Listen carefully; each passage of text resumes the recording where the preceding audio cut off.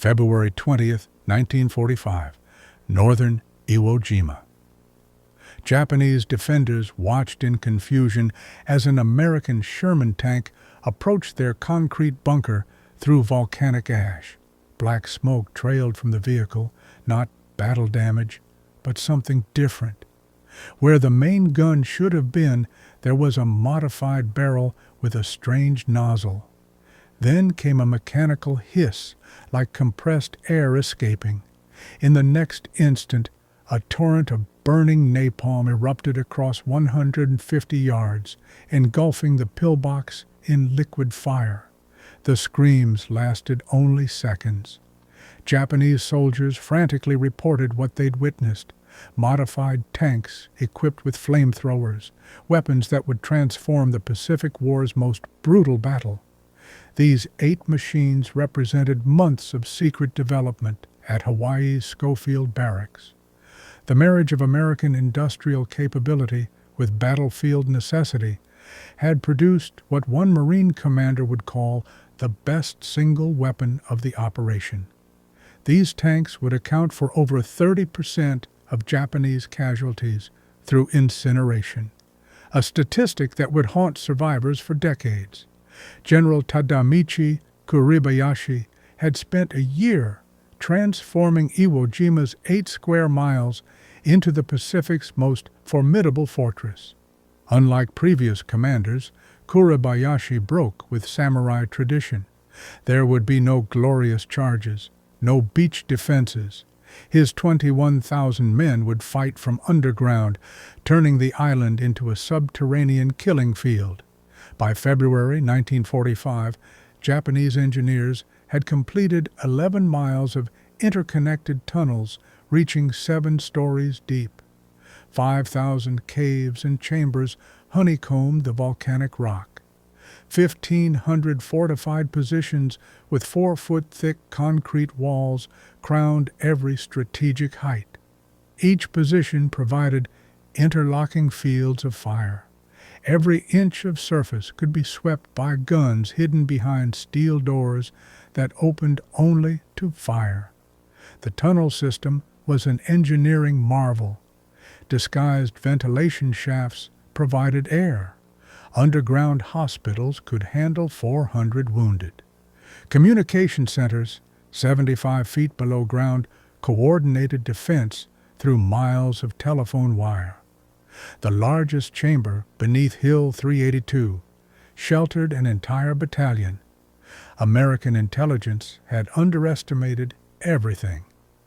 74 days of bombing had destroyed less than 200 of the 1,500 fortified positions. The tunnel system remained intact. Most Japanese soldiers hadn't been scratched by the massive bombardment that was supposed to eliminate resistance in 5 days. 5 months earlier, at Schofield Barracks, Colonel George Unmacht assembled a revolutionary team. The colonel commanded the Army Chemical Warfare Service's most secret Pacific project. His mission: develop weapons capable of neutralizing Japanese cave complexes that had proven immune to conventional attack. Unmacht requisitioned 25 Seabees from the 117th Naval Construction Battalion, adding personnel from the 5th Marine Tank Battalion and 1st Ordnance Company. Leading development were machinist mate 1st Class A.E. Riker and electricians mate 2nd Class Joseph Kissel. 2 Seabees, whose innovation would save thousands of lives. Previous flamethrower tanks had failed. Limited to 60 to 80 yard range with fuel capacity for only 30 to 40 seconds of fire, they suffered 40% failure rates. The first breakthrough came with M3 light tank conversions, dubbed Satan tanks, but their thin armor made them vulnerable to Japanese 47mm anti-tank guns. Unmacht needed something revolutionary. Through channels reaching Admiral Chester Nimitz, they located 8 M4A3 Sherman medium tanks. The Seabees began creating something unprecedented, working 20-hour days, sleeping beside welding equipment. Riker and Kissel combined the best elements from British, Navy, and captured German designs. The resulting weapon, designated CBH-1, Construction Battalion Hawaii 1, represented a quantum leap. Installation required 150 pounds of welding rod and 1,100 electrical connections. Each conversion took 200 man-hours with 150 specially machined parts, costing $25,000 per tank.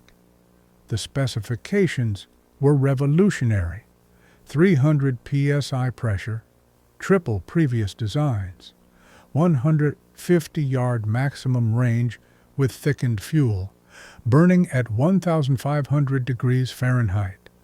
The system could fire continuously for 80 seconds. Most critically, the Flamethrower replaced the main gun, allowing full traverse and elevation through existing fire controls.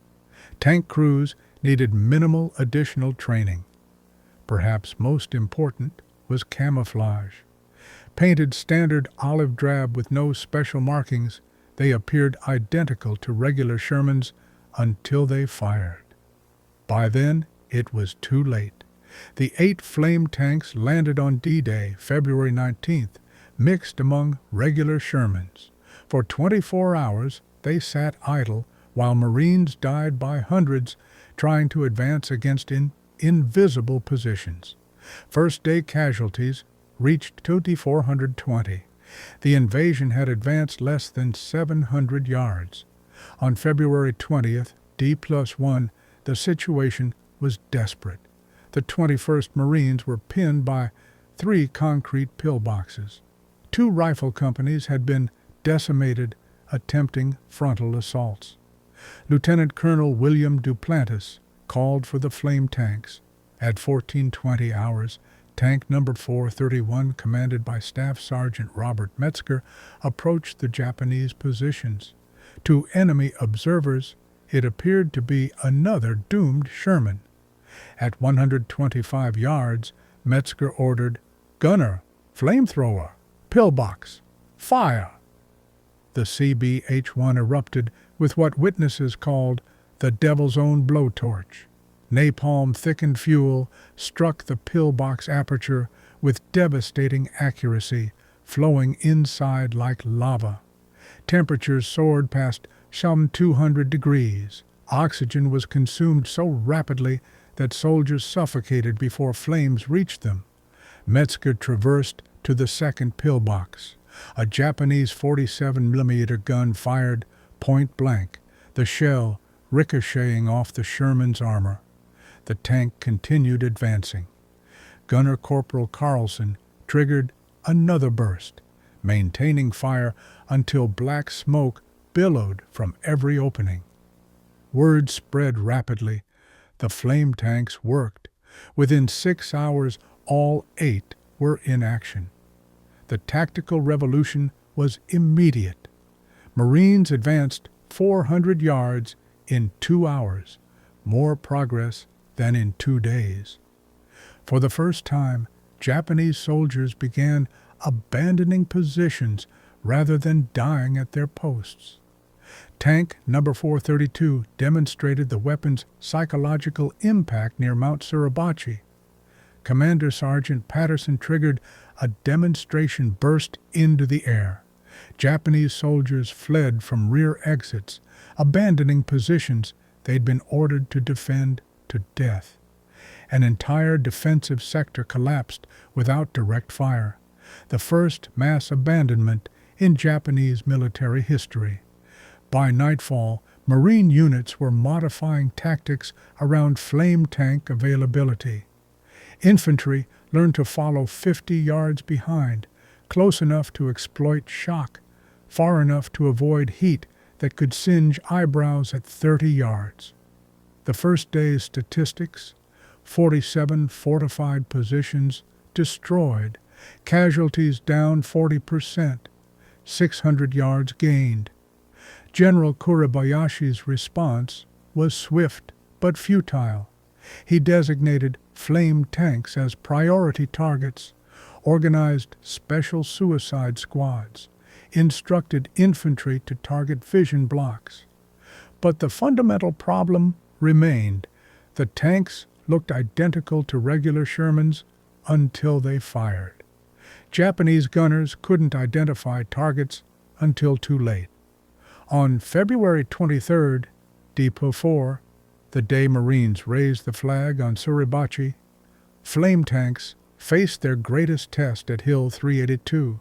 The position, honeycombed with tunnels 7 stories deep, had been designed as impregnable. 4 flame tanks advanced in echelon formation.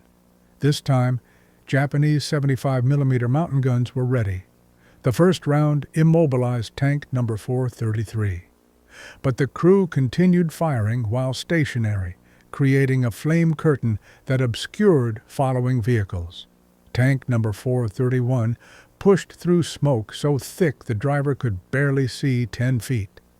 At 60 yards, tank number 434 discovered the Japanese had installed steel plates over bunker apertures. Gunner Corporal Rodriguez maintained fire for 45 seconds, far longer than recommended. The plates glowed cherry red, warped, buckled. Incendiary mixture poured through gaps. The bunker became an inferno. In 3 hours, Hill 382's outer defenses were breached, but the battle revealed limitations. Tanks exhausted fuel after 80 seconds of firing. Refueling took 2 hours. During that time, defenders could reorganize. The tanks were powerful but not inexhaustible. By early March, combat had shifted to Iwo Jima's northern plateau, a hellscape where terrain made tank operations nearly impossible. The area Marines called the Meat Grinder had cost 800 casualties, taking a single hill. Flame tanks adapted, becoming mobile pillboxes firing indirectly, bouncing flames off rocks to reach hidden positions. On March 21st, Depot 30, 6 operational flame tanks concentrated for the final assault on Bloody Gorge, Kuribayashi's last stronghold, where 3,000 defenders prepared their last stand. The tanks advanced in crescent formation, creating overlapping fields of flame.